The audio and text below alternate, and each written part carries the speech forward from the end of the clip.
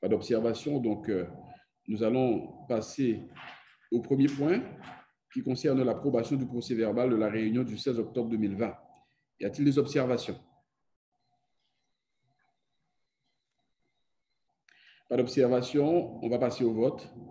Qui vote contre? Qui s'abstient?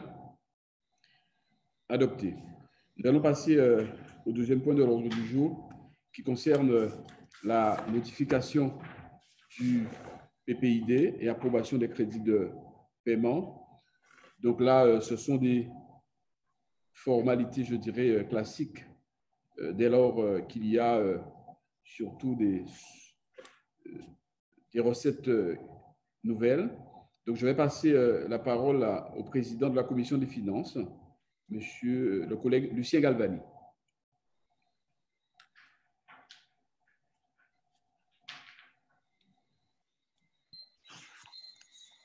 Merci, monsieur le maire. Mes chers collègues, le plan pluriannuel d'investissement doit être mis à jour chaque année en fonction de l'exécution des programmes en cours et des évolutions vers de nouveaux investissements et surtout la programmation de projets qui permettent l'ouverture de crédits de paiement. Pour l'exercice 2020, il convient tout juste de réajuster les crédits de paiement conformément au tableau annexé à la note qui nous a été adressée. Ces modifications concernent les opérations suivantes: la réfection des voiries communales, la sécurisation et la rénovation des bâtiments publics, la rénovation urbaine, la rénovation du clocher de l'église, la gestion informatisée du patrimoine funéraire, la sécurisation et la rénovation des équipements sportifs, la construction du groupe scolaire des grands fonds.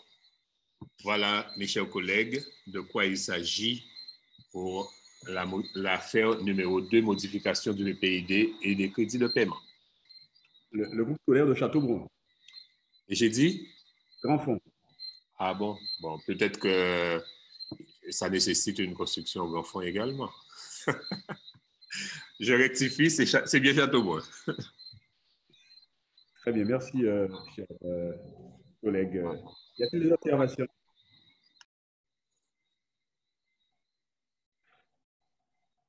Pas d'observation, pas de questions.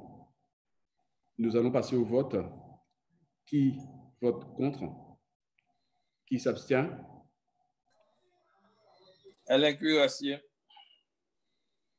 Sylvassin. Ensuite. Patrick Gallas. Ne connaissant pas ce qui s'est passé, je m'abstiens. Ketty Lombion. Ensuite. Châteaubrun, Hugues. Comment? Châteaubrun, Hugues. Tu t'abstiens? Non, non, c'est que je viens de prendre le conseil en cours. Ah oui, d'accord. Ok. Tu es présent et tu représentes. Voilà, Madame Maloué, d'accord. Okay. Et voilà. Yves Kicré aussi qui vient de reprendre le. Okay. Yves Kicré qui vient de réussir à se brancher. Alors, pour les absences, je reprends. Sylvassin, Cuirassier, Laptès, Lombion. Ensuite, c'est tout? Voilà, ok. Ah, monsieur le maire. Oui. Laptès, je n'ai pas compris. Laptès. J'ai dit Laptès? Oui, tu as dit Laptès. Non, j'ai dit Galas. Sylvassin, Galas. Galas, oui, et Lombion. D'accord. Autant pour moi, non. Je voulais dire merci. Très bien. Donc, adopté. Nous allons passer à l'affaire numéro 3, qui concerne la décision modificative numéro 2 du budget 2020. Et là encore, je vais passer la parole au collègue président de la Commission des finances, Lucien Galvani.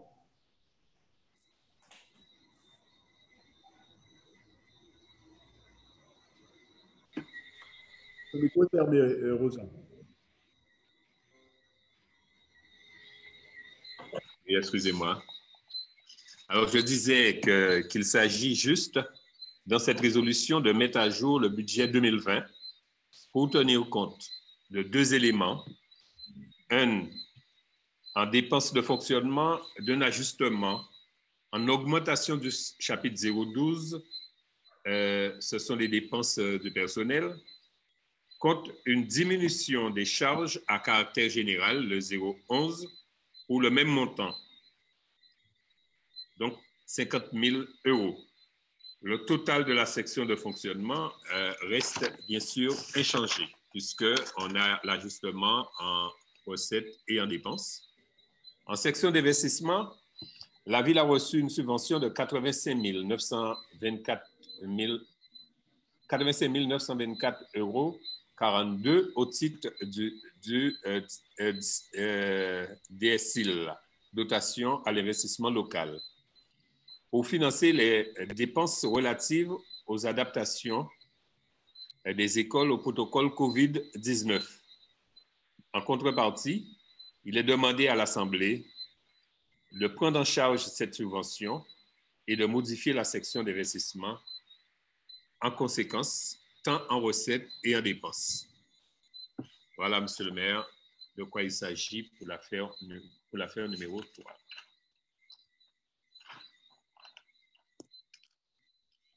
Très bien. Merci, chers collègues. Y a-t-il des questions, des interventions, des observations?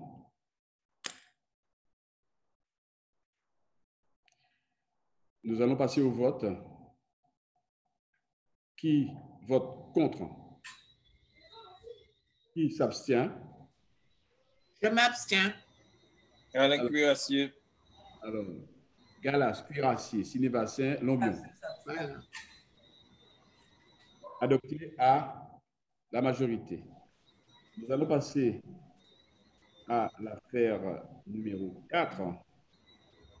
Et je vais passer la parole, c'est concernant le financement du projet Sainte-Anne en mode vélo.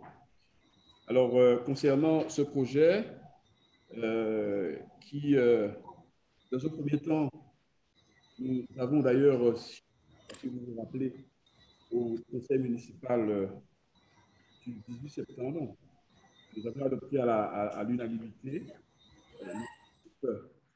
du projet de l'étude de faisabilité d'un aménagement cyclable dans le secteur de Bois-Jolant et aussi l'approbation du plan de financement de cette étude de faisabilité. Je rappelle que c'était une étude qui coûtait 10 650 € avec les dotations, la DSIL, la dotation concernant les investissements locaux, qui était de 8 520 €, de 80%, et pour la commune de 2 130 €. Donc, c'était pour l'étude de faisabilité. Aujourd'hui, nous sommes, alors, fort de cet accord, de cette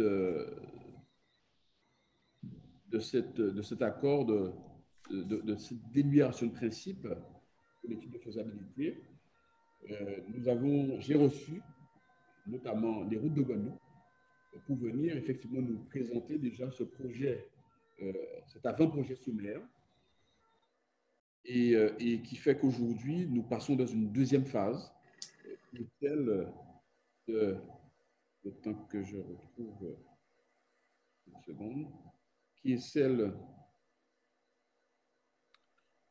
du financement du projet, donc Sainte-Anne en mode vélo. Et je voudrais surtout préciser, que ce projet se fera, comme l'indique le rapport d'ailleurs, en termes de perspective, de travailler notamment par rapport à l'axe 2, avec la mise en place d'animations sportives sur des déplacements actifs afin de promouvoir la pratique du vélo. Et cet axe 2 se fera en coopération avec les deux associations cyclistes de la commune, que nous connaissons, le VCS et le VCD, pour pouvoir véritablement que cette infrastructure puisse répondre au mieux à l'attente de ceux qui veulent pratiquer le vélo. Donc, est-ce qu'il y a des interventions, des questions? Moi, monsieur le maire. Oui, chers collègues. C'est Madame Mann. Bonsoir à tous. Alors, moi, je voudrais saluer surtout cette initiative et ce projet, dans la mesure où ça répond à un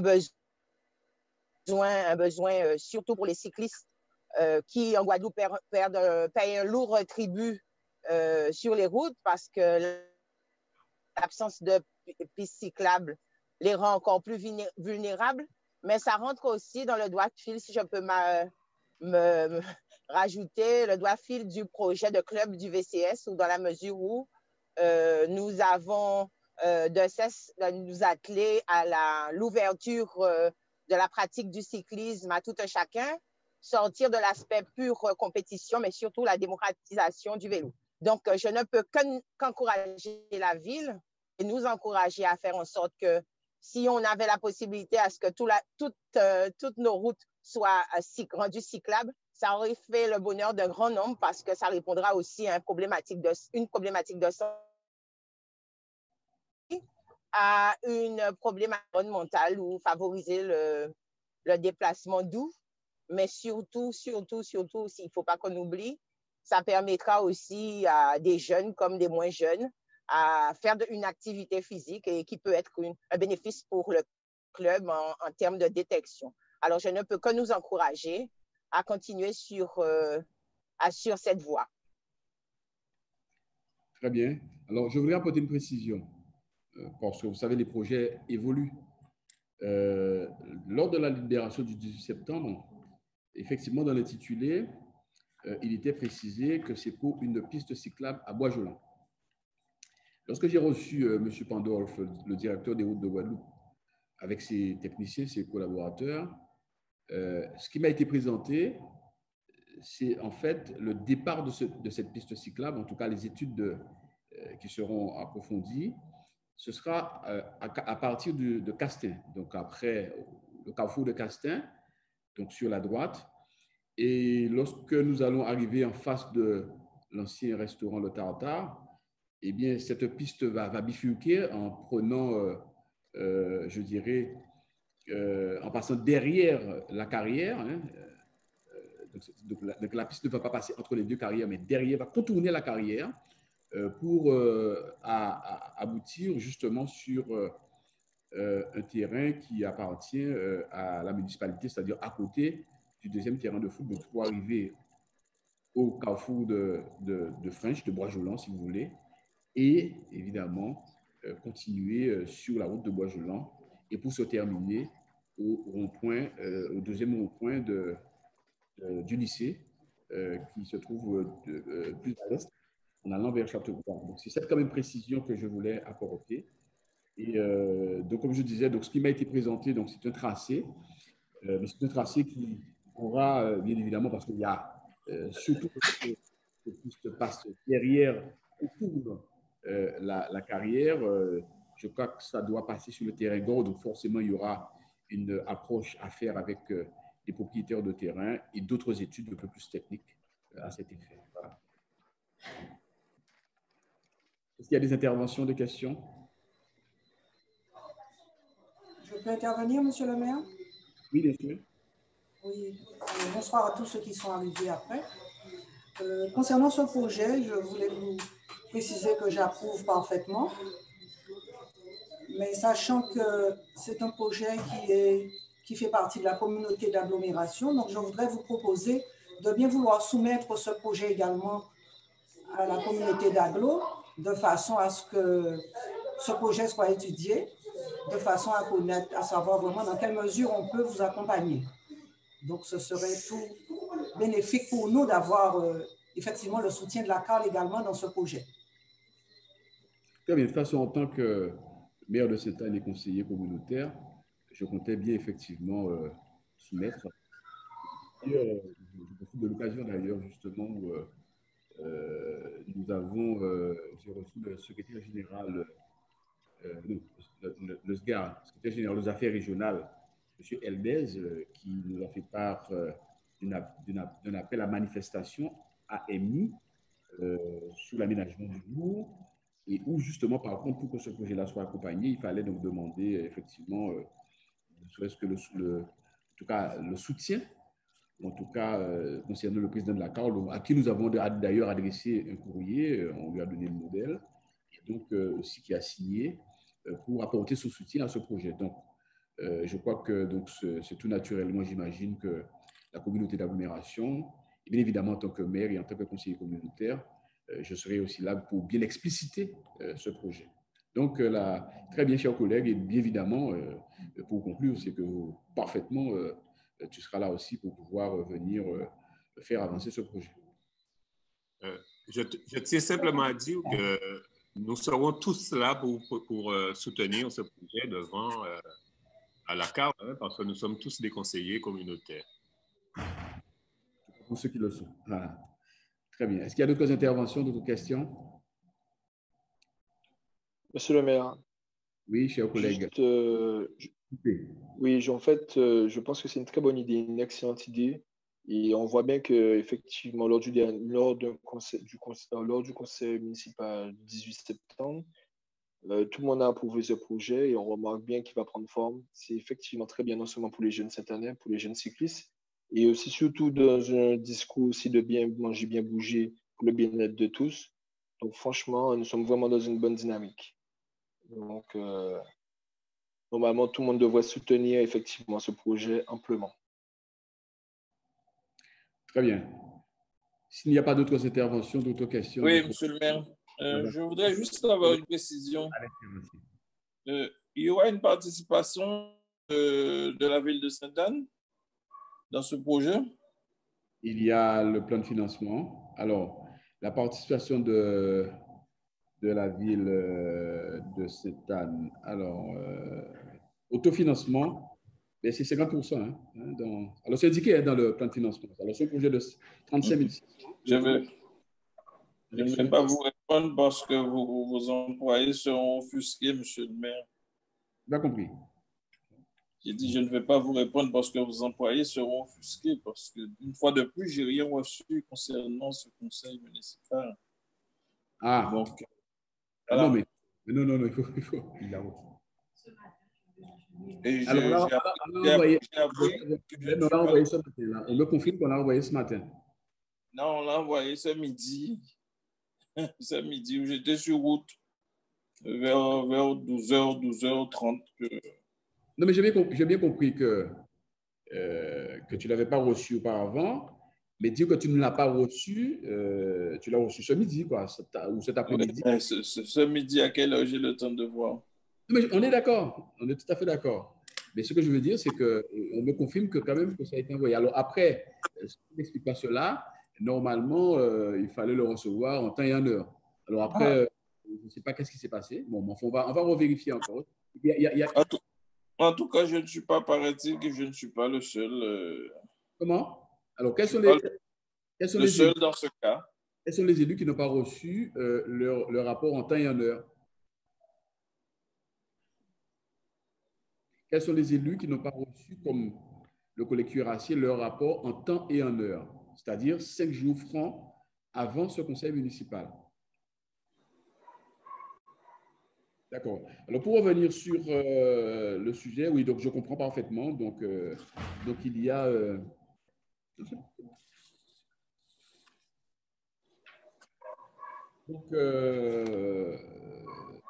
voilà, donc donc il y a ce qu'il y a, c'est qu'il faut bien comprendre, c'est que on a renvoyé pour tout le monde d'ailleurs, hein, on a renvoyé pour tout le monde. Effectivement, aujourd'hui, parce qu'il y avait une erreur, c'est 35 000 €. D'accord? C'est 35 000 €. Et donc, à 50% subvention ADEME, et à 50% pour la ville. Et donc, nous en sommes à 17 700 €. Voilà. 17 500 €. C'est ça, tout à fait. Y a-t-il d'autres questions, d'autres interventions? Monsieur le maire. Monsieur le maire. Oui, cher collègue. Oui. Je me souviens, lors de l'approbation, effectivement, de ce dossier, il y a le collègue cuirassier qui avait fait une proposition. C'est de faire un maillage entre le collège et puis le lycée, en fait. Or, entre le carrefour de Castin et le collège, il n'y a même pas 300 mètres vol d'oiseau. ça n'a pas été possible d'étudier ça et d'intégrer ça pour les élèves qui vont à l'école tous les jours et qui viennent à vélo? Alors, l'intégrer, on va surtout faire part à ceux qui portent le projet parce que c'est un projet, comme je l'ai dit tout à l'heure, dont on est accompagné techniquement par les routes de Guadeloupe. Et c'est vrai qu'au moment où on a lancé ce projet, on n'avait pas prévu. Alors, je ne sais pas exactement, enfin, je pense qu'il y a sûrement une raison, mais on va quand même intégrer et poser la question de la faisabilité surtout, parce que bon, je peux manifester une volonté, c'est normal que nous, politiques, nous manifestons une volonté, maintenant, il faut voir quelle est la faisabilité. D'autant plus que c'est une proposition qui est tout à fait justifiée, et dès lors, effectivement, qu'il y a une possibilité d'aller en ce sens. D'accord, donc nous allons tenir compte.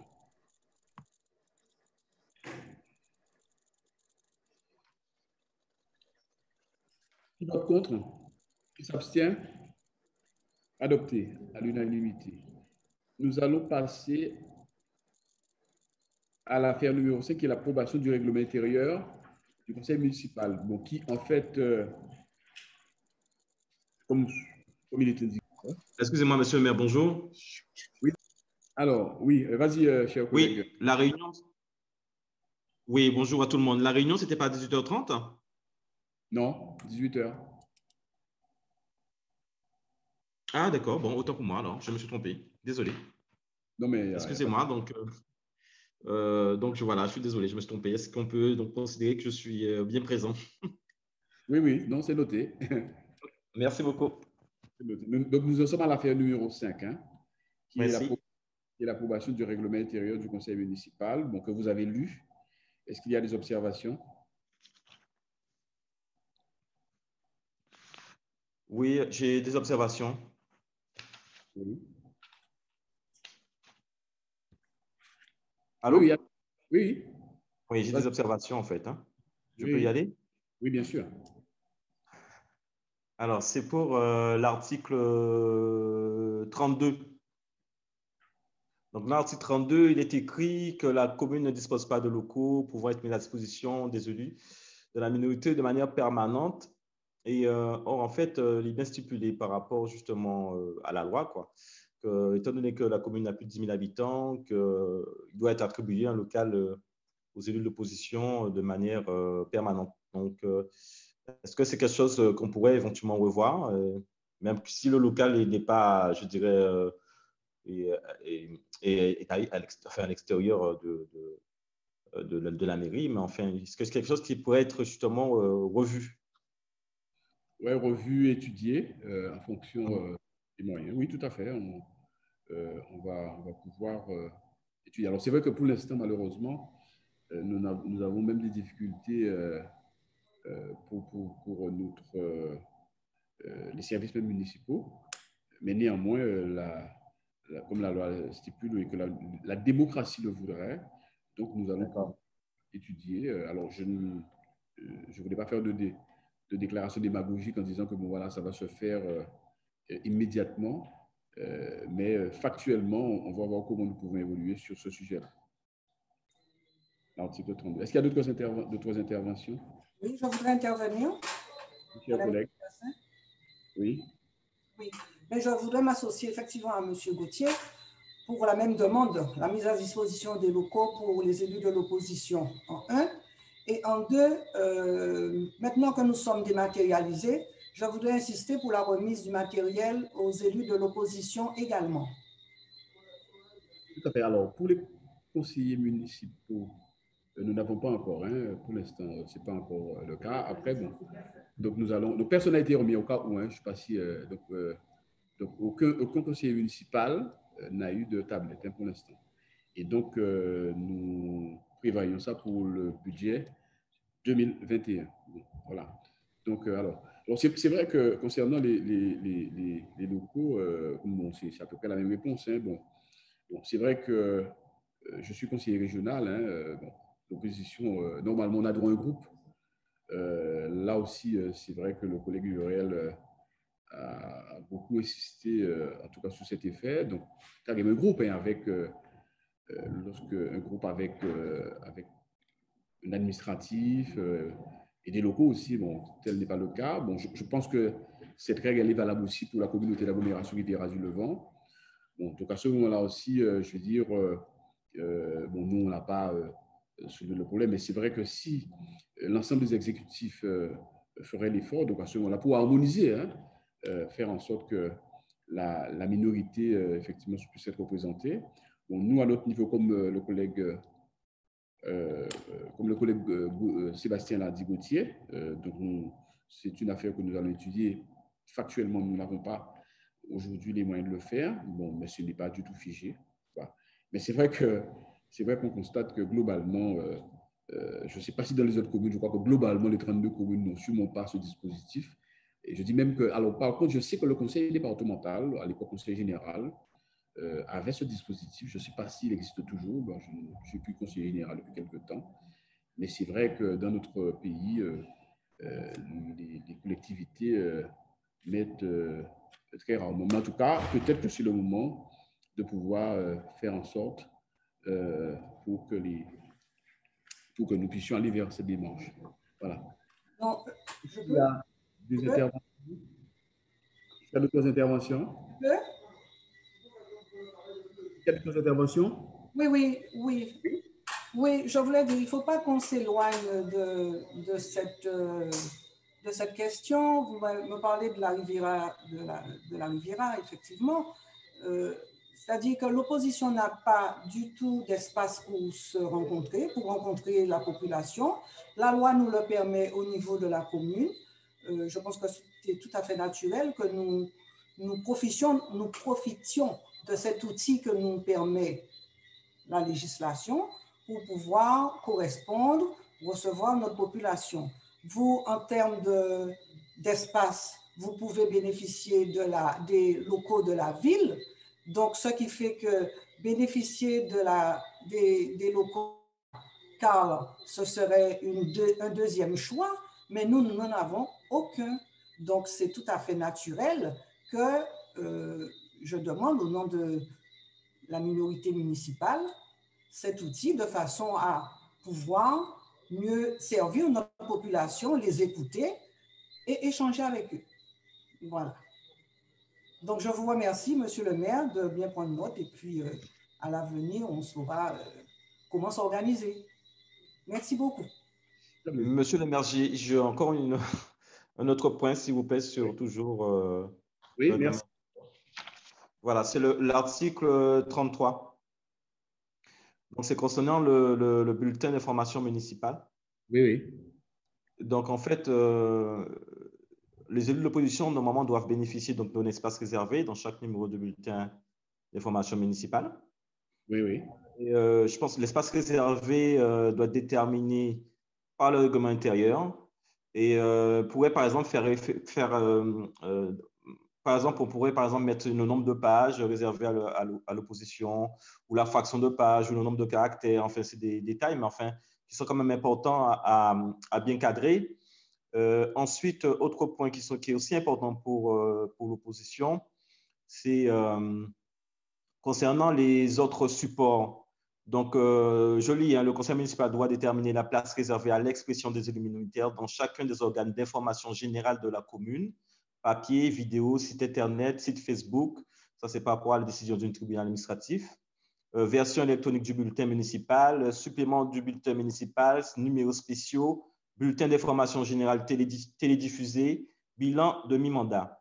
Donc, je voulais effectivement, si vous nous accordez, Monsieur le maire, qu'on puisse vraiment se rencontrer pour en discuter, pour voir tous ces aspects-là et comment justement l'opposition peut avoir ce point d'information aussi à la population. Très bien. Donc, alors, je vais laisser, si je dois compléter s'il le faut, mais laisser à l'élu en charge de la communication, Valérie Hugues, de pouvoir apporter des éléments de réponse et des précisions. Merci. Bonjour, chers collègues, bonjour à tous.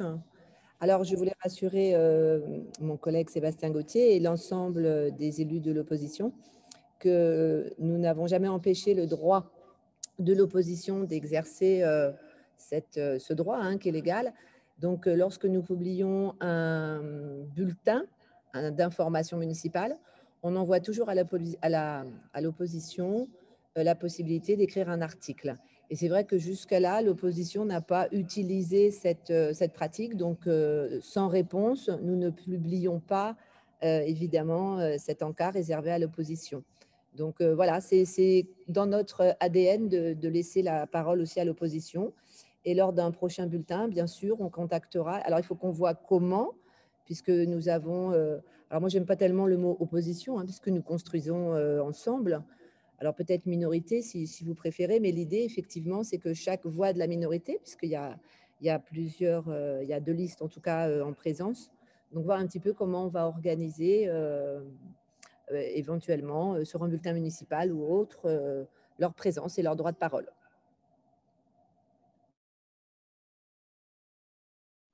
Je vous remercie. D'accord, voilà. Donc nous, effectivement, lors de la précédente mandature, malheureusement, l'opposition n'a pas voulu utiliser cet espace, donc il n'y a aucun problème. Et l'élu et nos services seront à votre disposition. Voilà, donc, est-ce qu'il y a d'autres interventions sur le règlement intérieur? Je voudrais… oui, encore une dernière intervention, excusez-moi. La publicité de l'intervention, que chaque intervenant puisse se présenter. Non, mais c'est une erreur en fait me concernant. Lorsqu'il y a le… Attendez, il faut que je me rappelle. Ah oui, l'annexe, la commission finance. C'est dans la partie l'annexe, la commission finance, il y a un oubli me concernant puisque mon nom n'est pas rajouté, tout simplement. Ah oui, d'accord, très bien. Très bien. Voilà, merci. Donc, alors, je disais premièrement, effectivement, quand un collègue intervient, donc se présenter, pour que ça soit plus fluide. Et deuxièmement, effectivement, donc, dans le procès verbal, bien mentionné, M. Sébastien Gauthier, qui fait partie de la commission finance. Je crois que le collègue Galas avait demandé la parole. Oui, monsieur le maire. Je voudrais tout simplement appuyer quelque part la demande de M. Gauthier ainsi que l'action de Nicole Sinivassin. Je crois que je n'ai pas spécialement aimé quand vous avez parlé de la région qui ne le fait pas, des départements, des 32 communes. Je crois que ce n'est pas ça. En fait, c'est une obligation légale. Il est question pour nous de trouver une forme, les voies et les moyens pour effectivement mettre ça en place sous cette table. On n'est pas là pour se comparer à ce qui est moins bon, on est là pour aller vers l'excellence. C'est une obligation légale, on devrait effectivement s'organiser pour avoir ça. J'ai compris que pour l'article, il y a une préoccupation. Je ne sais pas à quel moment, depuis que je suis là, je n'ai pas l'impression qu'on a envoyé ça, parce que je n'ai pas eu connaissance. Mais sinon, c'est bien si effectivement il y a cela. Mais pour précisément un espace pour recevoir la population, pour discuter avec la population, je crois que c'est nécessaire. C'est une obligation légale, c'est important de le faire, je crois. Merci, monsieur le maire. Tout à fait, cher collègue. Et j'ai dit que justement, malheureusement, les collectivités et les établissements ne le font pas. C'est ce que j'ai dit simplement. Et d'ailleurs, je n'ai pas demandé à ce que ni la région comme la CAR puisse mettre, en tout cas pour les élus de cette année, mais nous sommes tout à fait d'accord. C'est une obligation légale et qui n'est pas respectée. Et ce serait très bien que cette année soit à la limite la pionnière. Alors, je dis, je ne sais pas pour le département parce qu'à un moment donné, ça existait. Donc voilà, c'est tout simplement. Et je pense que cette année doit donner l'exemple, vraisemblablement. Et comme ça, les autres vont suivre tout naturellement, j'espère bien. Tout à fait, tout à fait. Voilà, on est tout à fait d'accord. Voilà, est-ce qu'il y a d'autres interventions? Voilà, donc nous allons passer au vote. Qui vote contre? Qui s'abstient? Alain Cuirassier. Je m'abstiens. Voilà. Galas, Cuirassier, Sinivassin. Bastien, oui. Gauthier. Galas, Cuirassier, Sinivassin, Gauthier. Voilà. Très bien. Alors, donc adopté à la majorité. Nous allons passer à la fin numéro 6, qui est la création d'un poste de contractuel de catégorie A. Je vais passer la parole à la DRH, Mme Lydia Malaki.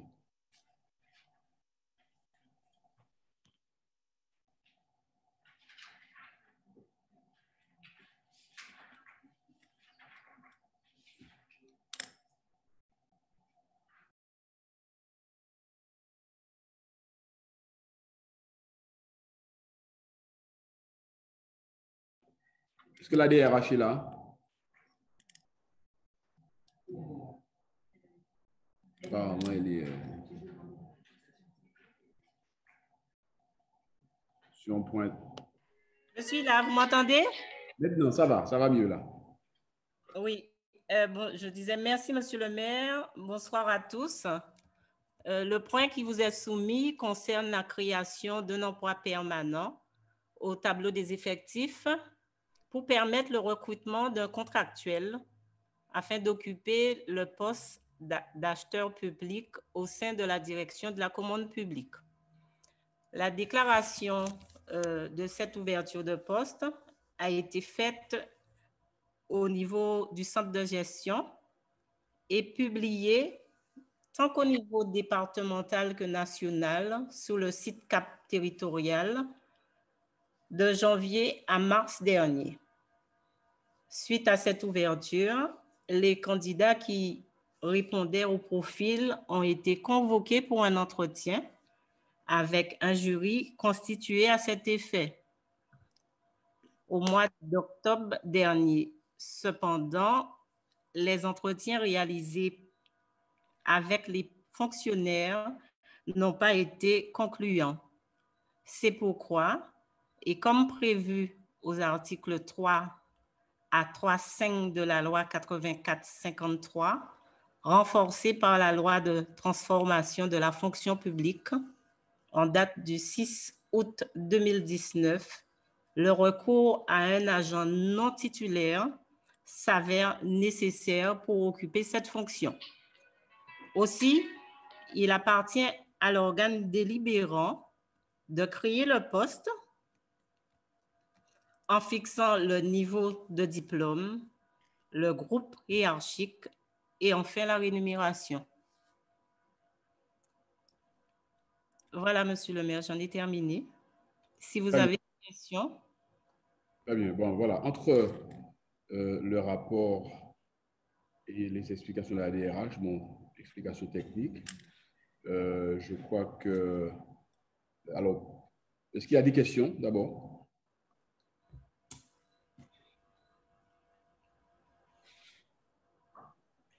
Collègue Patrick Gallas. Oui, monsieur le maire, merci. Je voudrais simplement dire que j'ai compris que la procédure a été respectée, il y a une publication, mais j'ai tout de même du mal à comprendre que sur une collectivité de plus de 600 employés, qu'on ait du mal effectivement à trouver quelqu'un pour assumer un poste de directeur d'achat, sachant que la gestion quelque part de la carrière des employés, c'est quelque chose de fondamental. Les promotions, c'est aussi intéressant et important pour les employés. Je crois qu'il serait intéressant, à mon avis, de trouver quelqu'un. À la limite, s'il fallait faire une formation pour quelqu'un pendant un certain nombre de temps pour assumer cette responsabilité, je ne comprends pas comment on me dit, bon, mais personne ne correspondait à quoi que ce soit et qu'il faille véritablement recourir à ce poste-là. J'entends bien le truc, qu'on aille respecter les procédures, mais j'ai un souci quand même par rapport à ça. Je crois qu'il faut gérer la carrière des employés, il faut permettre des promotions internes. Il y a peut-être des catégories B qui auraient pu passer A en faisant effectivement une petite formation. Je crois que c'est important d'analyser le problème dans ce sens-là. Très bien, chers collègues. Est-ce qu'il y a d'autres interventions? Oui, en fait, je voulais juste avoir un petit éclaircissement. Donc, c'est bien un poste, en fait,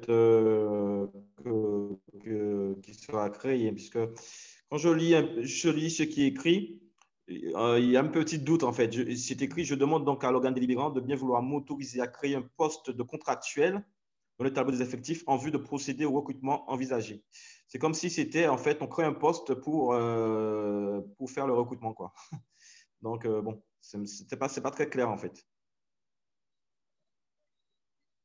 D'accord. Mais bon, je suppose bien que c'est... Je vais demander alors dans un premier temps, parce qu'après je vais apporter des réponses, à Mme Malaki donc de pouvoir répondre à cette question précise et surtout de préciser que nous sommes totalement dans la démarche de promotion interne et les statistiques sont là. Est-ce que Mme Malaki va apporter des je précise notamment par rapport à l'intervention du collègue Gauthier sur le rapport. Ce que je peux dire, c'est que à chaque fois qu'il y a eu un recrutement, l'article 34 de la loi de 84 fait obligation à l'organe délibérant de créer le poste, que ce soit un poste à vocation à être occupé par un agent titulaire ou un agent contractuel. Donc, nous respectons la législation. Il faut effectivement que l'organe délibérant crée le poste qui sera pourvu. Très bien. Alors, donc, je vais demander tout à l'heure à la collègue Sylvia Laptès, qui est en charge de la commande publique, d'apporter des précisions sur ce qu'est un acheteur public. En tout cas, il faut savoir que dans le cadre de la transformation que nous voulons de notre administration, nous voulons mettre en œuvre une véritable politique d'achat public. Et d'ailleurs, il faut savoir que cette volonté politique se traduit par un accompagnement de l'Agence française de développement, qui a d'ailleurs fait un diagnostic de notre administration, de façon générale, bien évidemment, et pour pouvoir, avec des préconisations, et il y a toute une transversalité. Et c'est pour cela que c'est un poste assez particulier. Et je voudrais même dire qu'avec les préconisations qui nous ont été faites, avec une meilleure organisation que celle que nous avons maintenant, nous sommes capables, et si nous les mettons en œuvre, bien évidemment, et nous comptons bien les mettre en œuvre, d'avoir un gain de 950 000 euros. Ça veut dire que, essayer de calculer peut-être le nombre d'années où nous n'avons pas pu avoir ce gain de 950 000 euros.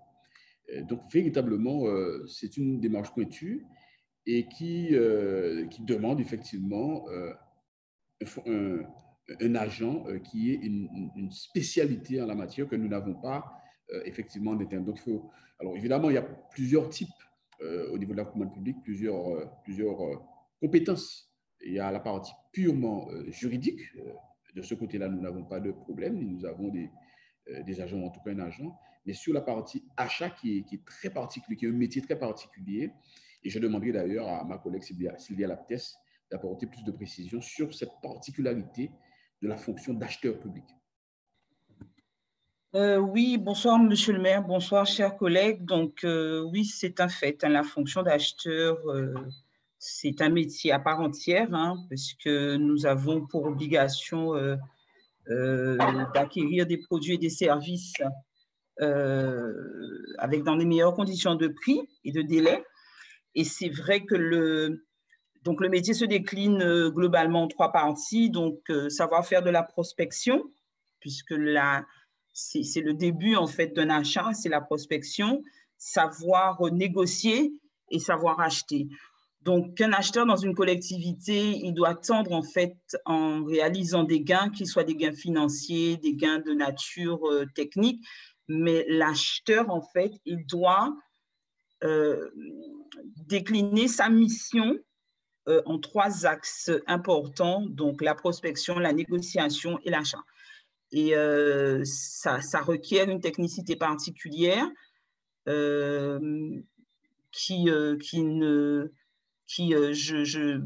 rapport à l'intervention du collègue, je crois que c'était le collègue Gallas qui disait qu'effectivement, est-ce qu'en interne, on ne pourrait pas avoir des gens qui pourraient occuper cette fonction.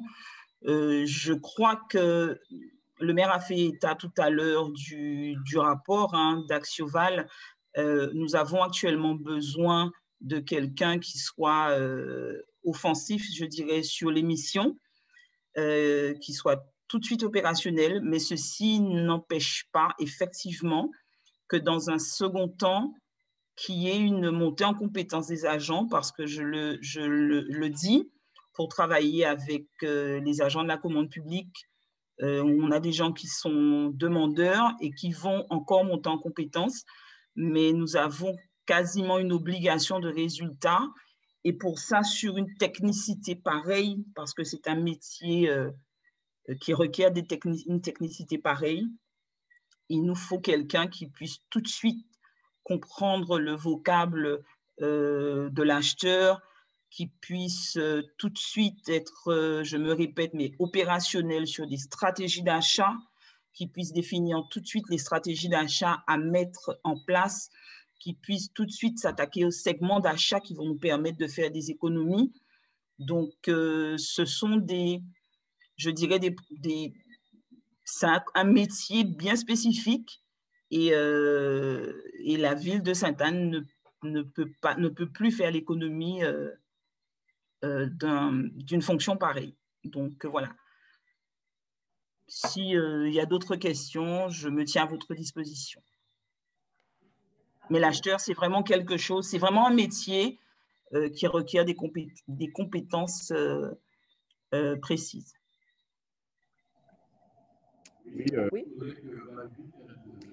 Oui, c'est un petit peu par rapport à l'intervention de notre collègue Gallas qui, tout à l'heure, explique qu'il faut faire monter en compétence les agents.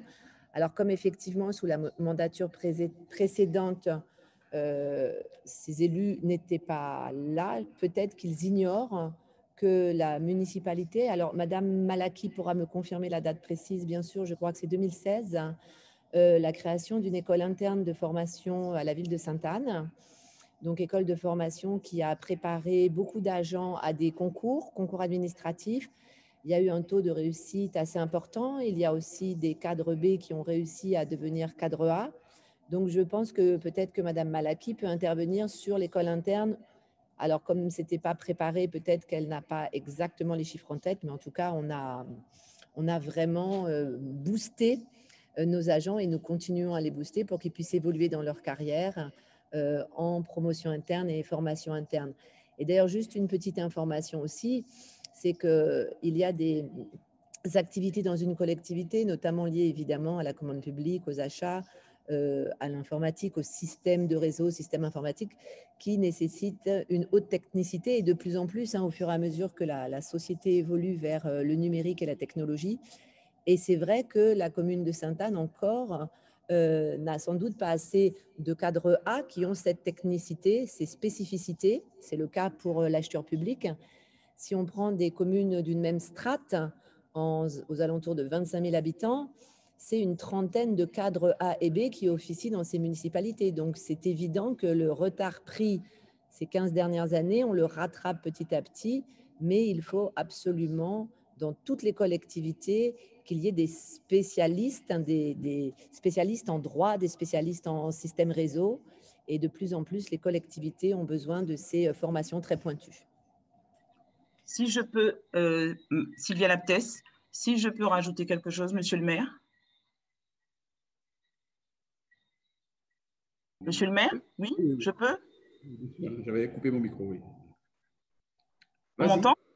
Alors, la précision que je voulais porter, c'est qu'à notre arrivée en 2014, la commande publique n'existait pas au sens réglementaire. Elle n'existait pas au sein de la collectivité de Sainte-Anne. Nous avons créé donc une direction de service public, de la commande publique avec 2 agents à l'époque. Et ces agents sont montés en compétence sur ce domaine précis. Il était déjà question en 2014 de recruter des acheteurs parce qu'on ne peut pas penser direction des achats sans acheteurs et de constituer une équipe juriste acheteur afin, comme je vous l'ai dit tout à l'heure, de tendre vers un achat efficace et efficient. Donc, on s'inscrit dans une continuité, je dirais, puisque depuis 2014, nous avons créé donc la direction de la commande publique, donc le nom a évolué avec le temps, mais la direction des achats qui maintenant doit s'étoffer et doit être constituée d'acheteurs parce qu'on ne peut pas envisager une direction des achats sans acheteurs. Mais la collectivité, depuis 2014, s'inscrit vraiment dans une démarche de montée en compétence des agents et je tiens à saluer le parcours des agents de la commande publique parce que ce sont des gens vraiment qui se sont donnés et qui ont compris l'importance de l'achat et qui ont cette volonté de monter en compétences, mais nous devons maintenant aller encore plus loin en ayant l'apport d'un technicien sur cette fonction précise. Voilà. Très bien. Merci, chers collègues. Donc, bien évidemment, je ne veux pas rallonger les débats, quoi. Mais je ne voudrais surtout pas qu'à travers l'intervention de notre collègue Gallas, qu'on puisse nous soupçonner de freiner et de ne pas vouloir faire en sorte au sein de notre administration que les agents puissent monter en compétence. Donc, les recommandations ont été données. Et donc, je disais que ce qu'il faut bien comprendre, c'est que dans cette démarche de transformation de l'administration que nous menons, c'est d'abord de l'expertise. Et cette expertise doit être précise dans des points, et notamment en termes d'acheteurs publics.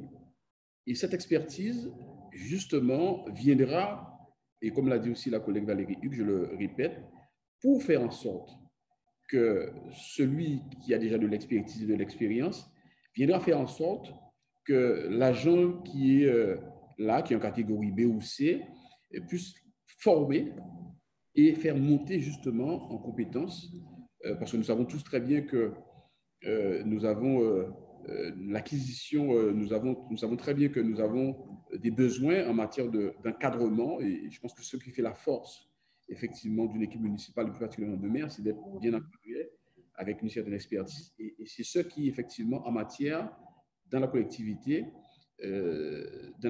manquait, cette expertise d'acheteur public.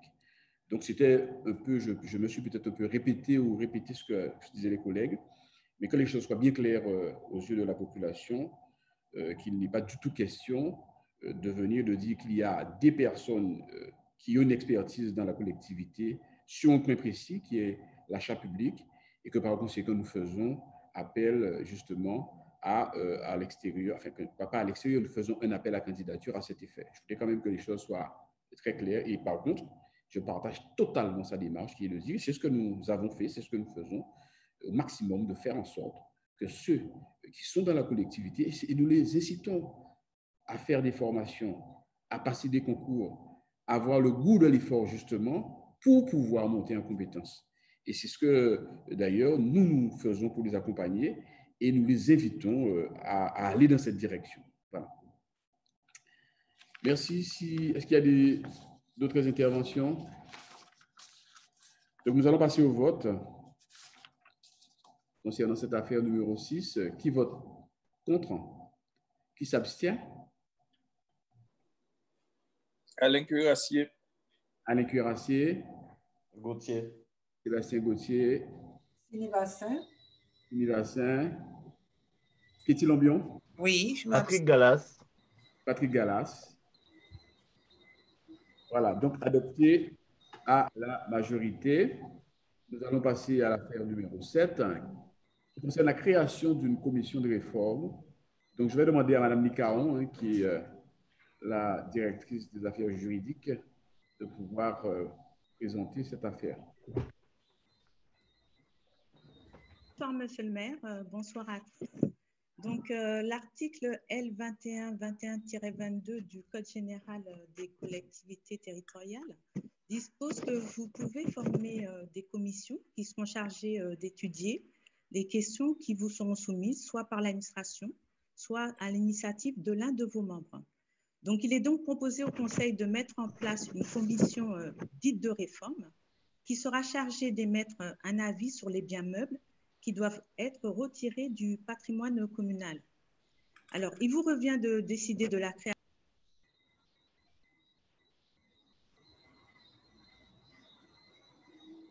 Oui. Madame Nicaron, le micro est coupé. Vous m'entendez, monsieur le maire? Oui, ça va, c'est revenu. D'accord. Donc, l'effectif de cette commission est libre. La commission ne sera composée que de conseillers municipaux selon le principe de la représentation proportionnelle. Donc, suite à votre décision, pour vous expliquer un petit peu le fonctionnement, puisque cette commission existait déjà en 2015, donc la commission sera convoquée par le maire et lors de votre première réunion, la commission désignera un ou une vice-présidente qui sera chargée d'assurer la présidence des séances en cas d'absence du maire. Pour le fonctionnement de cette commission, il sera demandé aux directeurs et responsables de recenser sous forme de tableau les biens meubles communaux, que ce soit les véhicules, les engins, les matériels, les mobiliers, dont leurs services n'ont plus l'emploi. Bon, les tableaux qui sont principalement accompagnés d'un rapport de présentation désigneront ces biens, leur date de mise en service, leur état, la destination proposée. Ils seront ensuite transmis aux membres de la commission pour éclairer leurs travaux. Donc, en ce sens, Monsieur le maire, vous pouvez inviter, ou le vice-président ou la vice-présidente, vous pourrez inviter les directeurs et les responsables à participer aux réunions afin qu'ils puissent donner toute information utile à l'avancement de vos travaux. Donc, après l'examen de la liste des véhicules, que ce soit engins, matériels aussi immobiliers qui sont proposés à la réforme par les services, la commission va émettre des avis sur la sortie du patrimoine ainsi que sur les modalités de sortie. Alors, ce qu'on a pu observer, les modalités de sortie qui étaient proposées, donc évidemment, il y a la cession aux enchères publiques des véhicules et engins qui s'est faite en toute transparence après sollicitation et par les soins d'un commissaire-priseur pour une attribution au plus offrant. Et les invendus pourront être proposés à la vente, ce qui est prévu auprès des agents d'attribution au plus offrant. Il y a aussi la cession à titre gracieux, comme le propose la législation, pour le matériel informatique, pour les biens informatiques qui n'excèdent pas 300 €. Et cette cession se fera pour les associations de parents d'élèves, de soutien scolaire ou bien les associations d'étudiants.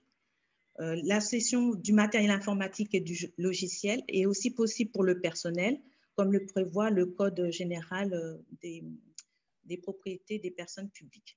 Alors, on a eu aussi, la commission a aussi effectué le recyclage et la destruction de matériel et de véhicules qui ne pouvaient plus être proposés à la vente ou qui ne pouvaient plus être vendus. Donc ça, c'est aussi des autres solutions. En fait, c'est pour donner un exemple aux élus des modalités de sortie du patrimoine qui est possible pour valoriser au mieux la sortie du patrimoine. Donc, la direction des affaires juridiques assure le secrétariat et dresse le PV à l'issue de chaque séance de cette commission. Et ce PV sera communiqué au Conseil qui prendra les décisions relatives à la sortie de ces biens. Voilà. Donc là, il vous est demandé de fixer le nombre des conseillers et de les désigner pour qu'ils puissent siéger au sein de cette commission. S'il y a des questions sur ce fonctionnement. Merci, chère collaboratrice Nadine Descarons, pour la clarté de l'exposé. Y a-t-il des interventions?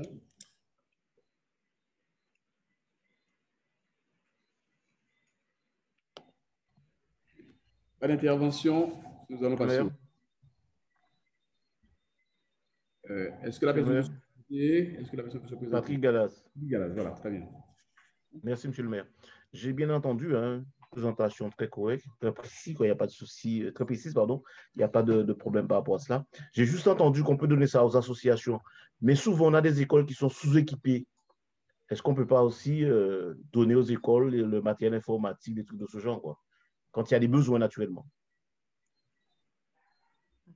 Je réponds? Oui, Nadine, oui, tu peux apporter des réponses. Je crois que la collègue va... les modalités de sortie pour le matériel informatique, tel qu'il est prévu par le code, l'article 3212-3 du CG3P, Code général des propriétés des personnes publiques, ne prévoit que la cession à titre gracieux pour les associations de parents d'élèves, de soutien scolaire et les associations d'étudiants. Donc après, voilà. Merci. Oui, alors je voulais répondre à M. Galas concernant les écoles. Concernant l'informatique notamment, tout ce qui est mis comme ça, donc tout ce qui est retiré du service, c'est parce que ce sont des outils obsolètes, avec un software qui date souvent de non. Et donc, du coup, par rapport aux logiciels pédagogiques qu'utilisent les enseignants, qui font du codage, qui font de la programmation pour des robots, ces ordinateurs sont obsolètes. Donc, en revanche, c'est vrai que c'est un peu délicat quand même de se débarrasser, d'avoir toujours cette idée de se débarrasser des choses un peu vieillottes pour les enfants. Non, les élèves de nos écoles ont besoin de matériel numérique et informatique performant. Et c'est pour ça d'ailleurs que nous répondons tous les ans à un appel à projet école numérique rurale appelé ENIR, où petit à petit on équipe chaque école avec des tablettes et avec un matériel informatique adapté aux exercices pédagogiques actuels. Donc voilà, donc non, les écoles sont dotées progressivement et puis on n'est plus dans une logique à l'éducation nationale d'ordinateurs de bureau pour les élèves, mais de valisettes qui composent un certain nombre de tablettes, 10, 15 ou 20, ça dépend des valisettes, parce que les valisettes doivent pouvoir déplacer aussi d'une salle à l'autre. L'organisation en salle informatique avec des ordinateurs de bureau ne convient pas du tout aux élèves et encore moins aux petits, pour des raisons de taille souvent, puisqu'ils ne peuvent pas accéder à un mobilier fait pour adultes qui va avec ces ordinateurs. Donc voilà. Merci. La question, c'est s'il y avait des écoles sous-équipées. Maintenant, il n'y a pas de difficulté, les écoles sont équipées. Il n'y a pas de problème.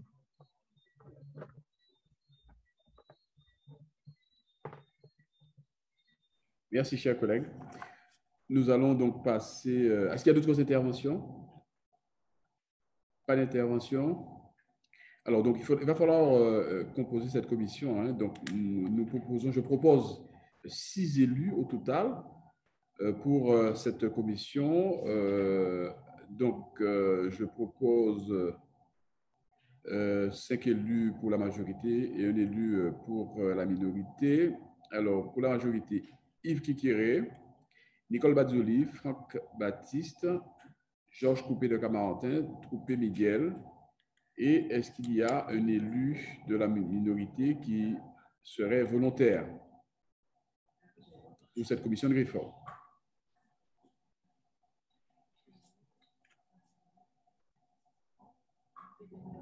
Collègue Sébastien Gauthier. Merci. Collègue Sébastien Gauthier. Merci, cher collègue Sébastien Gauthier, d'intégrer. Monsieur le maire. De compléter cette commission, oui. Je voudrais tout simplement vous préciser que dans la minorité, il y a 2 groupes. Il serait quand même souhaitable qu'il y ait un représentant de chaque groupe. C'est une commission de réforme. On ne va pas compter de l'argent là. Donc, on peut autoriser, on peut accepter pour la bonne répartition de la chose, parce qu'on a bien parlé de la personne qui a présenté le projet, a bien parlé de proportionnel.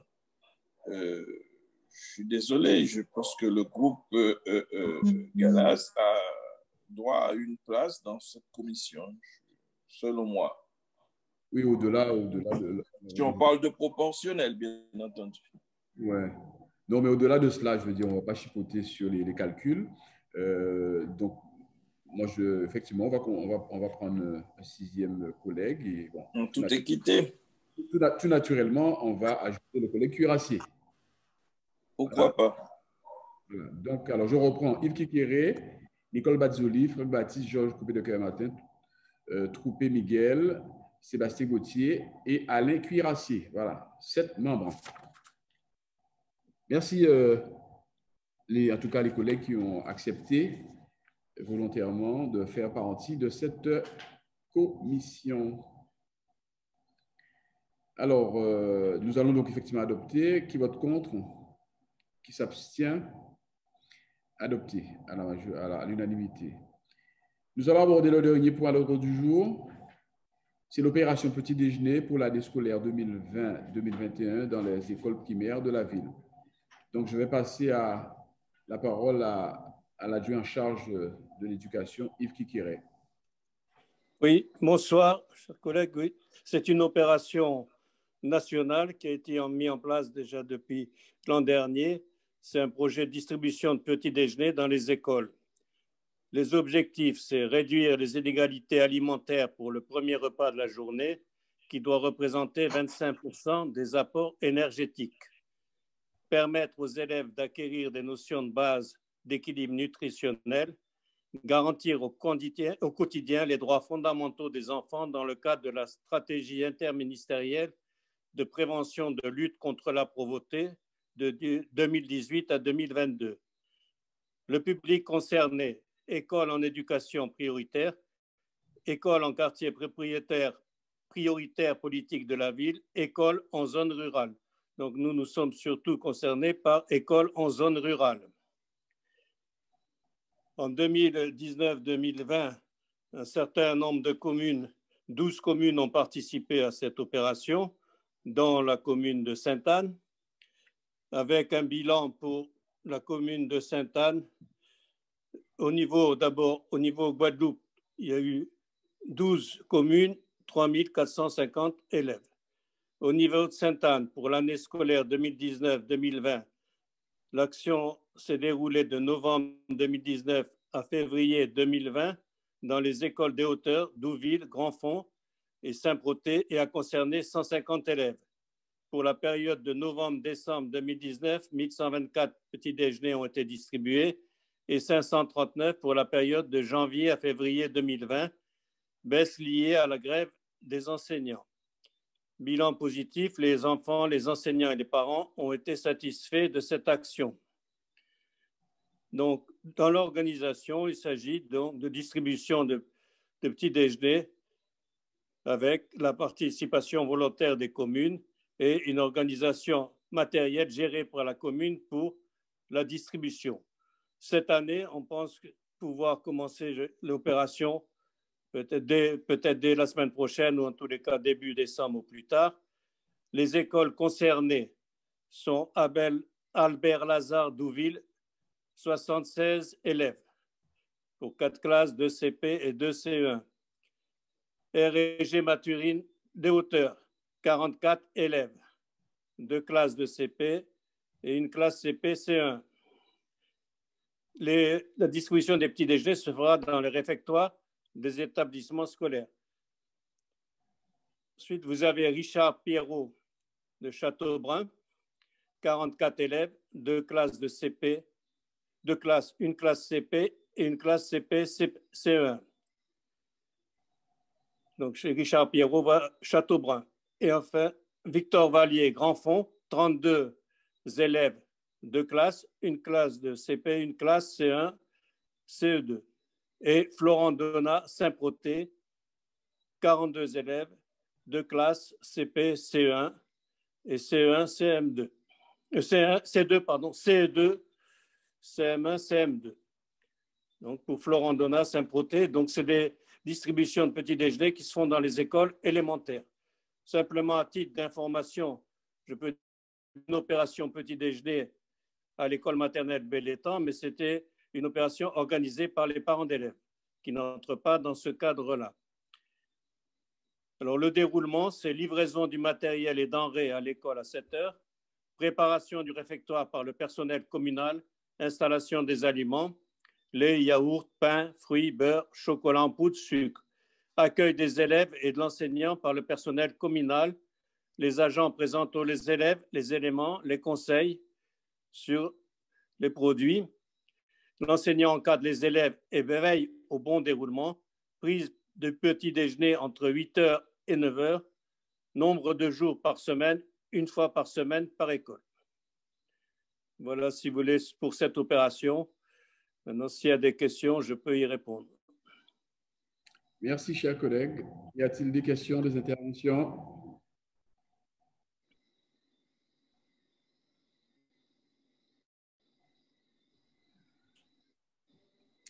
Pas d'intervention?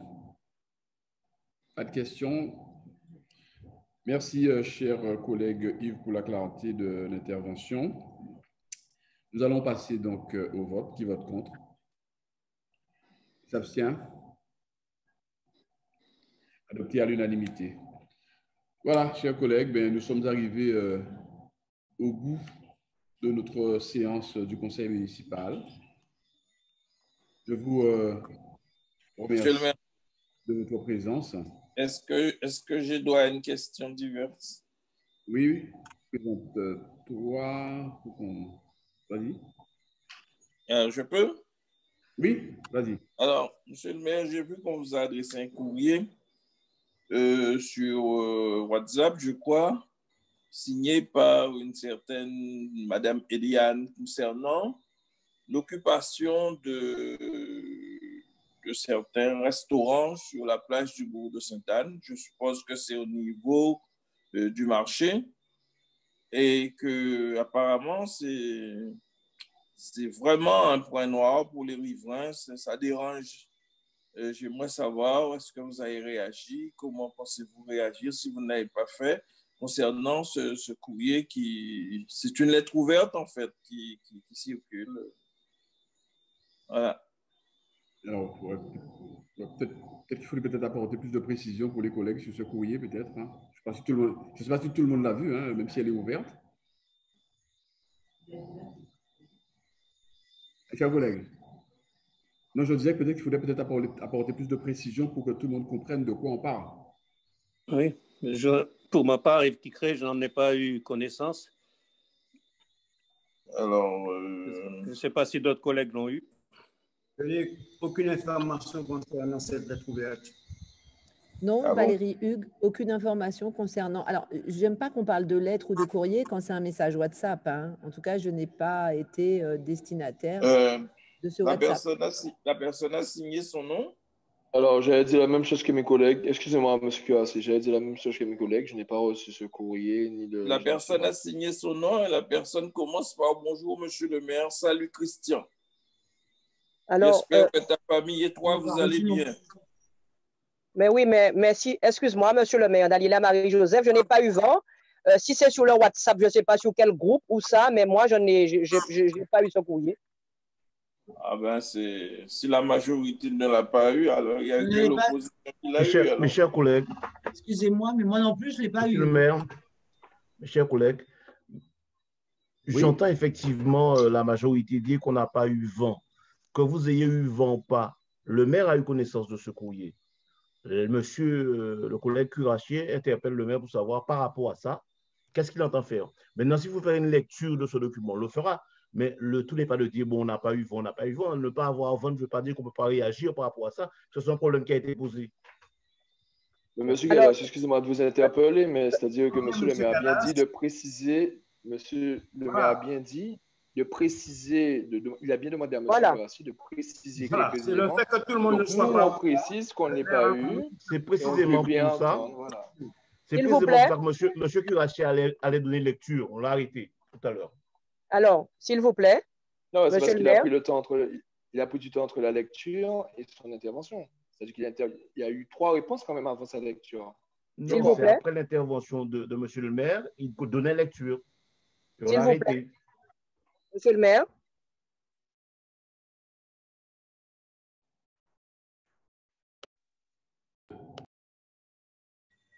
On n'entend pas Dalila. Je disais que pour que tout le monde ne puisse pas parler ensemble, il faut qu'on se présente, on donne son nom et ensuite on parle. Alors d'abord, donc Dalila, alors je passe la parole à Dalila et je vais tout à l'heure répondre. Madame Marie-Joseph. Oui, monsieur le maire, merci. J'ai simplement répondu à la question de monsieur Cuirassier. Il a demandé, il a posé la question, est-ce qu'on a reçu? Et à ce moment-là, j'ai répondu par rapport à sa question. Parce qu'il a questionné, est-ce qu'on a reçu? Il a demandé, est-ce qu'on a eu vent? Donc moi, j'ai répondu. Mais je n'ai pas dit que monsieur le maire ne l'a pas reçu. J'ai répondu au collègue Cuirassier, tout simplement. Merci, monsieur le maire. Très bien. Non, je suis très à l'aise. Alors, simplement, je répète ce que j'ai dit. J'ai dit, j'ai reçu un WhatsApp, donc ce n'est pas un courrier officiel. Et donc, à la limite, et sur mon WhatsApp en privé, et qui effectivement qui mentionnait que ça a été y compris adressé à l'opposition, alors peut-être uniquement à l'opposition, mais ce n'est pas tellement ça le problème. Je dis que si on parle de sujet au conseil municipal, il faut savoir de quoi on parle. Donc, je dis, s'il y a des collègues qui ne savent pas et ne connaissent pas le contenu, il est important que le collègue Cuirassier puisse apporter des précisions sur ce WhatsApp que j'ai reçu en privé. Et bien évidemment, en tant que maire, je n'ai aucun souci pour répondre là-dessus, mais je pense qu'il est important quand même d'apporter des précisions, cher collègue cuirassier, et je n'ai aucun souci même que tu puisses lire l'intégralité de ce WhatsApp. Alors, je peux lire, monsieur le maire. Alors, le WhatsApp dit, comme tu le sais, je me balade souvent sur la plage et je me rends compte qu'il y a un sérieux souci avec 2 restaurants installés directement sur la plage et même dans la mer. 2 points. Côté mer et Wamvi. Le deuxième s'est installé et continue à s'agrandir au mépris de toute législation. Il occupe progressivement l'espace, nettoyé à côté de la base nautique et bloque même l'accès à la plage à côté de l'Americano. En plus, depuis quelques semaines, sans respect pour les autres commerçants, il a installé un bloc électrogène qui entraîne une sérieuse pollution sonore et atmosphérique.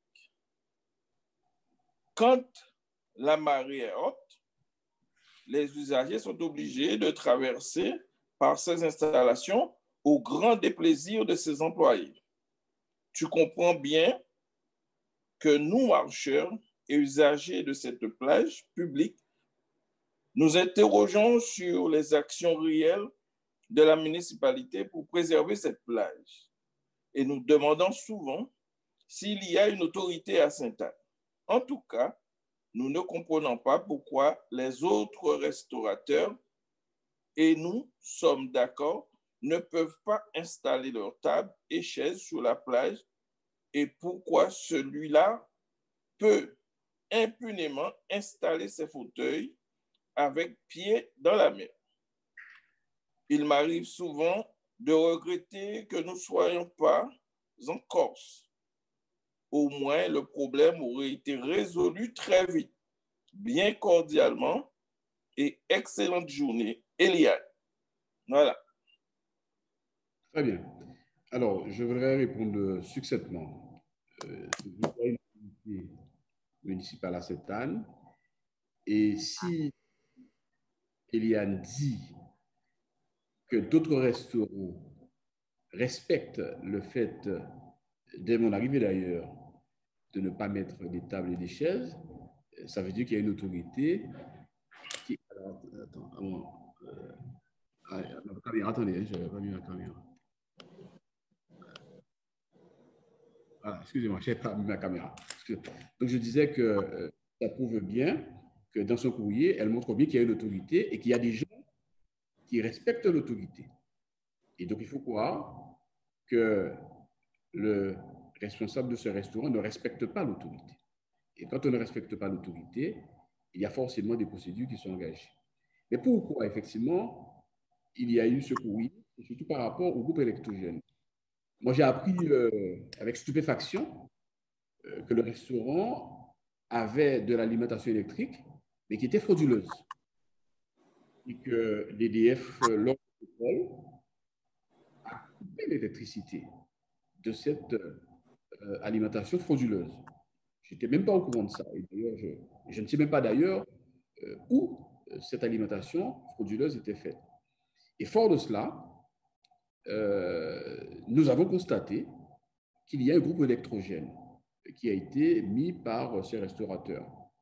Donc, j'ai envoyé la police municipale. L'autorité que je suis a envoyé la police municipale pour demander non seulement d'enlever ce groupe électrogène, qui plus est posé sans autorisation. Et nous avons adressé une mise en demeure.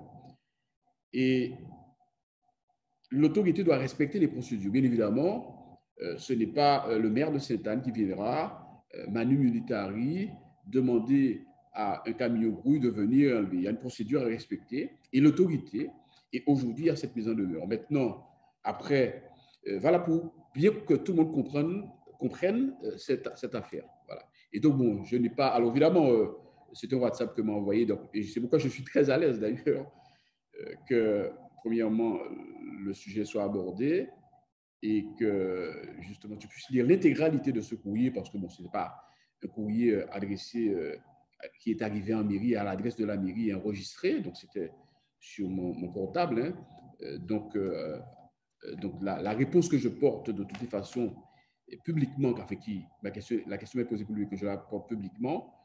Donc là-dessus, ce sont ces éléments que je voudrais simplement apporter concernant ce WhatsApp. Voilà. Merci, chers collègues. Alors, permettez-moi quand même, monsieur le maire, de vous dire merci. Déjà de nous informer des décisions prises par l'autorité de la ville de Sainte-Anne et aussi de permettre aux différents collègues du conseil municipal d'être informés aussi que le maire a agi en tant que premier magistrat de la commune. Merci, monsieur le maire. Il y a d'autres... de toute façon, c'est pas... Vous savez, lorsqu'il s'agit de procédures qui dépendent de la loi et de l'autorité, pour information, mais de façon générale, je voudrais dire que justement, c'est bien parce que nous voulons préserver cette plage.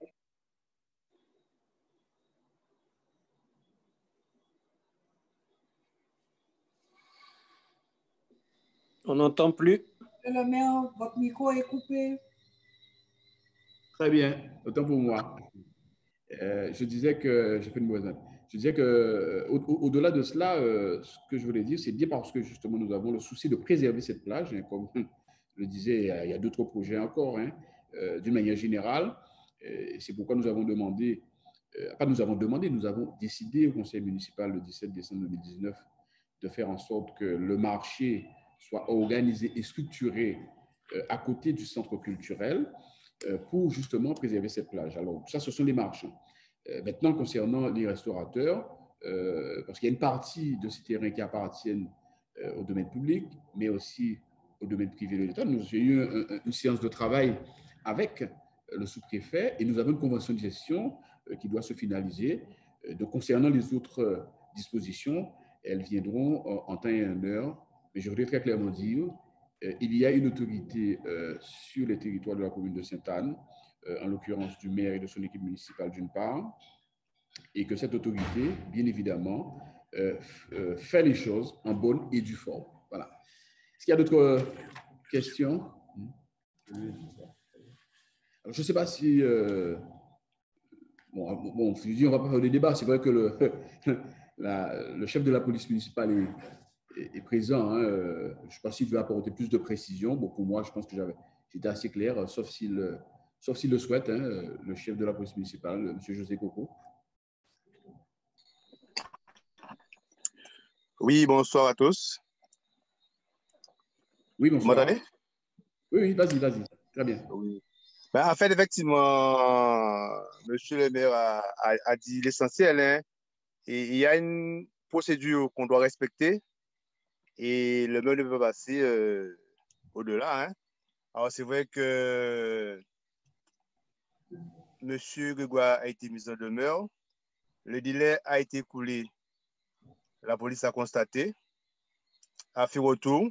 Et bien évidemment, le service juridique va donner la suite normale aux choses. Concernant effectivement l'extension sur la partie côté derrière l'Americano, alors sur le DPM, bien évidemment, les services de l'État ont déjà fait une mise en demeure et c'est à eux de donner la suite. Alors, en fait, compte, le travail est fait côté municipalité, hein, et l'affaire suit son cours, bien évidemment. Mais, contrairement à ce que pensent les gens, il y a une action qui est faite, comme l'a dit monsieur le maire, hein, et on doit suivre la procédure normale des choses. Voilà. Merci. Sauf que, monsieur le chef de la police, vous avez nommé un nom, on a parlé de 2 restaurants. Oui, alors, concernant... Il faut savoir que cette partie-là est quand même une partie relativement, je dirais, complexe par rapport au fait qu'il y a des terrains privés, parties publiques. Il y a aussi le fait que l'avancée de la mer aussi, à l'intérieur des terres, qui fait que l'espace qu'on avait entre la mer et ces 2 restaurants, au fur et à mesure du temps, par rapport à l'érosion, effectivement, ça disparaît. Alors, mais par rapport à côté maire, comme on dit, il est effectivement sous un domaine privé de la commune et, pardon, privé, une petite partie sous l'État. Alors, c'est pas des choses qui peuvent être réglées par leur collectivité seule, ce sera un travail qui doit être fait d'ensemble avec l'État et la commune. Et ça a déjà été évoqué dans des réunions avec les services de l'État. Et bien évidemment, ce sont des choses qui vont évoluer. Voilà. Mais il faut prendre en considération effectivement qu'il y a des propriétés privées effectivement sur cette parcelle-là, cette partie-là, pardon.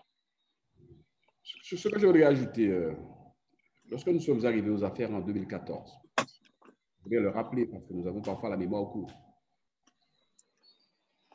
Avec l'équipe municipale, que ce soit sur la plage, que ce soit sur le boulevard, vous avez des occupants qui n'avaient aucune autorisation et qui ne payaient aucune redevance. Et comme je le dis souvent, le préfet qui a précédé, le préfet, parce que je dis que moi, en tant que maire, je ne vais plus venir nettoyer tout le monde. Je sais que nous sommes sur Facebook. Et je voudrais que les gens soient très clairs et comprennent très bien ce que je dis. Je dis que mon autorité, justement, aurait pu faire en sorte que le fait qu'il n'y ait pas de redevance payée, qu'il n'y ait pas d'autorisation des AOT, des autorisations d'occupation temporaire en bonne et due forme, eh bien oui, j'aurais pu user. Je suis un humaniste, je suis un progressiste. Vous avez des hommes et des femmes qui travaillent. Et donc, bien évidemment, cela aurait été injuste de ma part et ce n'est pas dans mon ADN. Par contre, je leur ai dit, il y a une autorité. Il faut que vous ayez une AOT, une autorisation d'occupation temporaire. Il faut que vous ayez une redevance à payer. Et même si certains n'ont pas pris cette responsabilité, je l'ai prise, cette responsabilité, d'avoir avec l'État une convention d'occupation du domaine public. Et je tiens à signaler que ce qu'aujourd'hui, le travail que nous faisons, d'autres ne l'ont pas fait avant. Je dirais même que nous avons trouvé une anarchie. Et si aujourd'hui, justement, l'autorité que je suis fait en sorte de rétablir certaines situations, mais je dis que c'est parce que justement nous avons trouvé cette anarchie. Mais tout en respectant les hommes et les femmes et en leur disant oui, d'accord, vous devez travailler, mais attention, il y a une autorité. Et donc là-dessus, nous allons continuer. C'est vrai que nous avons pris des décisions qui n'ont pas forcément plu, et notamment le déplacement du marché. Et il y aura d'autres décisions, vraisemblablement, qui seront prises. Et moi, je n'en fais pas une affaire électorale ou électoraliste, notamment pour le marché. C'était entre les deux tours des élections. Donc, à la limite, j'aurais pu me dire, voilà, il y a une élection qui arrive, j'aurais pu être frileux. Mais justement, c'est bien pour montrer qu'il y a une autorité dans cette ville et que, et que l'anarchie ne peut pas exister. Voilà. Donc, c'est juste cette précision que je voulais apporter. Je vous remercie, chers collègues. Je vous remercie de votre présence et du travail effectué. Je vous souhaite donc une très bonne soirée. Merci beaucoup, chers collègues. Merci, bonne soirée à toutes et à tous. Monsieur le maire, bonsoir à tous. Merci, monsieur le maire. Bonne soirée à tous. Bonne soirée à tous. Bonsoir à tous. Bonne soirée, bonne soirée. Bonne soirée à tous. Bonne soirée. Bonne soirée à tous les Internet.